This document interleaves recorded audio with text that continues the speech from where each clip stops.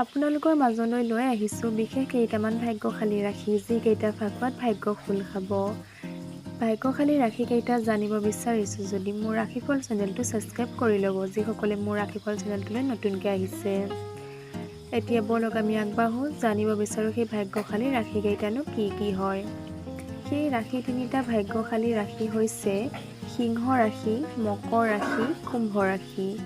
সিংহ ৰাশিৰ জাতক জাতিকাসকলৰ লোকে ৰাতি শোৱাৰ আগতে এই তিনিটা বস্তু ধ্যান দি কৰিব। প্ৰথমটো হৈছে আপুনি টোপনি যোৱাৰ আগতে পালেঙৰ 4 খুটাত কেয়াবনৰ আলু আৰু ৰঙা কচন্দা দুবৰি এইকেইটা বস্তু ৰাখিব। তেতিয়া আপোনাৰ চাকৰি হোৱাৰ আকাংক্ষা আছে আৰু ঘৰত সুখৰ সমৃদ্ধি হ'ব। মকৰ ৰাশি। মকৰ ৰাশিৰ লোকসকলে বিশেষকৈ গাখীৰ সোমবাৰে মন্দিৰৰ শিৱলিংগত অভিষেক কৰিব 9 দিন একেৰাহে। এনে কৰিলে আপোনাৰ মনোবাঞ্ছা পূৰণ হ'ব আৰু টকা পইচা অহাৰ সুযোগ আছে। এতিয়া 3 নম্বৰ ৰাশিটো হৈছে কুম্ভ ৰাশি।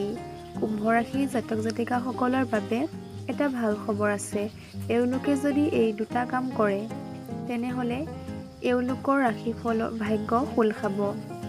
প্ৰথমটো হৈছে আপুনি অনাহাৰে সোমবাৰে আৰু বৃহস্পতিবাৰে তুলসী তলত চাকি দিব ৰাতিপুৱা আৰু সন্ধিয়া। আৰু দ্বিতীয়টো হৈছে আপুনি এই মন্ত্ৰটো 108 বাৰ জাপ কৰিব, ওম ৰুদ্ৰায়ে নমো নমঃ।